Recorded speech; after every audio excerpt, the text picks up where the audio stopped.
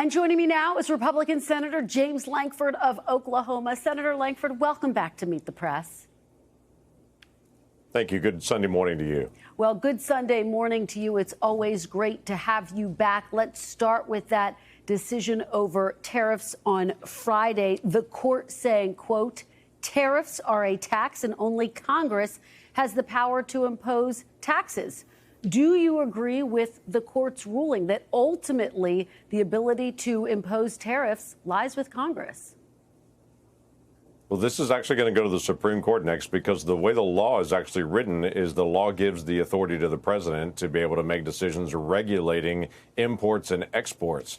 And what the president is saying is tariffs is a way to be able to regulate imports and exports. To be very clear, what he is trying to do is to try to get more manufacturing into the United States, to get other countries to be able to open up their markets to American products, and to be able to cut our deficit. So those are the three targets he's trying to accomplish, and he is accomplishing all three of those. We have 10 trade deals that have now been done in 7 very short months with major countries like the EU, with the UK, with the Philippines, with Indonesia, South Korea, Japan. These are enormous trade agreements that have happened. And so for the court to step in and say, hey, he doesn't have the ability to be able to regulate trade, that is within the statute, and it's now going to go to the Supreme Court to be able to determine that. Well, Senator, here's what former Vice President Mike Pence had to say about tariffs recently. Take a listen. I saw Secretary Bessent speaking very glowingly about the projection is $300 billion in tariff revenue this year. Well, tariffs are a tax, and American importers and businesses and ultimately consumers pay almost all of that. Senator, do you acknowledge that Americans ultimately pay the price of tariffs, as we just heard the vice president argue? Yeah, no question that tariffs are a tax. The question is who actually pays that. Part of it's going to be paid by the importer. Part of it's going to be paid by the exporter on that. It just breaks down product to product. Some products are more the actual consumer going to pay. Some products are more the actual exporter is going to pay. But what we're seeing right now is inflation is still stable at this point. We've not seen a rise in inflation during this time period. As the White House has said over and over again, hey, they're watching that. They're attentive to that to be able to make sure we don't see that. Now, I'm a free trader. I want to see us trade with every single country. But that also means we've got to have a stable program that they've got to be able to receive our products, which they haven't in the past. Now, many of these countries are opening up their markets to American sales. The ultimate thing, what I'm hearing, Kristen, more than anything else from all the companies that I talk to is they just want it to be set. They just want to know what the rules of the road are. Every time there's a new court hearing, every time there's a new change, it's destabilizing for every one of our businesses. So let's get all these things resolved as quickly as we possibly can.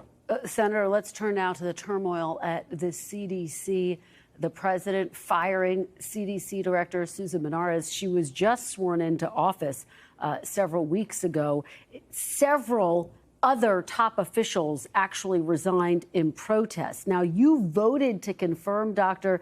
Menares just a month ago. Here's what Republican Senator Lisa Murkowski of Alaska had to say about this. She says, quote, the removal of the director after such a short tenure appears to be evidence that politics are taking precedence over policy. Is she right, Senator?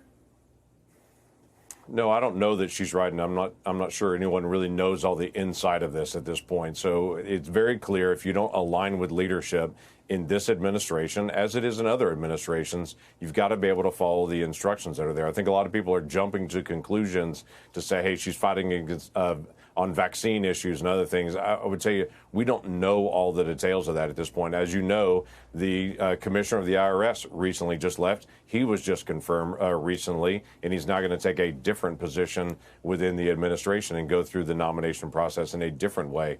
I would tell you at this point, it is very clear the president has an agenda. He is trying to accomplish that. Robert F. Kennedy Jr. is also focused on what are we going to do to make America healthy again? How are we going to actually get some of these additives out of foods? What are we going to do to be able to help the nation on this? So let's let this play out as we continue to be able to go. But I would tell you, as many Americans would say, the CDC is very important. We've got to have them as a clear leader there. Let's get that process done. Well, let me ask you about Secretary Kennedy, because he's canceled nearly $500 million for vaccine development, a $600 million contract to develop a bird flu vaccine. He's limiting access to the COVID vaccine. Do you have 100% confidence in Secretary Kennedy, Senator?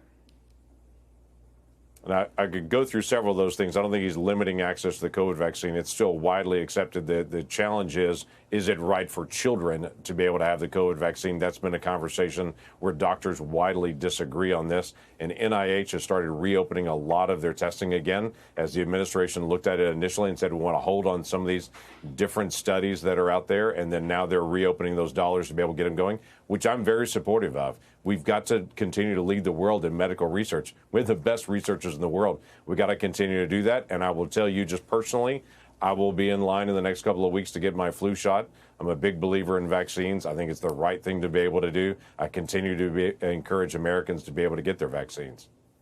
Well, given that you support all of that, just going back to my original question, Senator, do you have 100% confidence in Secretary Kennedy? I believe he is who the president has picked. I don't think he's gone a wrong direction in this. I think he is challenging some of the assumptions that a lot of Americans have asked just to be able to ask questions about. What is it about our food? What is it about autism? What is it about all these things that are different in America than they are in different places? I think those are appropriate questions. He's pushing the boundaries, but he also seems to be following the science.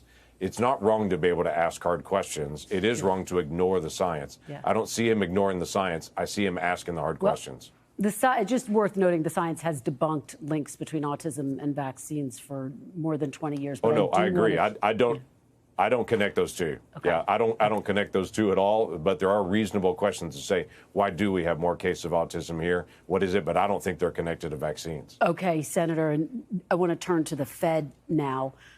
Take a listen to what Vice President J.D. Vance had to say about the Fed in an interview this week. Take a look.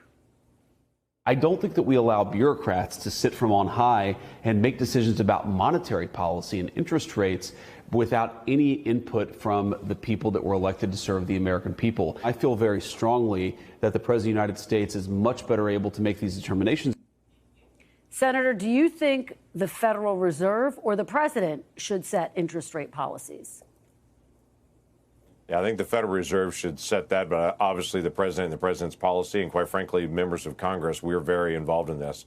One of the things that we just passed was a major tax bill to be able to stabilize tax policy, to be able to incentivize business growth and job growth across the country that will help every single American. That is Congress engaging to be able to actually help the economy. The president has a role, as he's doing with tariffs in multiple different ways, to be able to negotiate more deals. Federal Reserve also has a role in this. So all of us have a role in it. We just have a different role. Federal Reserve is at its best when it's independent, but they're not independent of the entire American people. But just to be very clear, you think it's important for the Federal Reserve to be independent?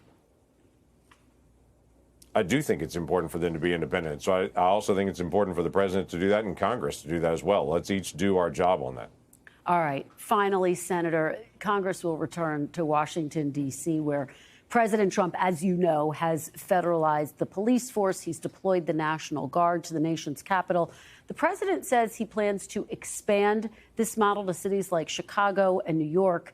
Listen to what your Republican colleague, Senator Tom Tillis of North Carolina, said recently on this topic. Look.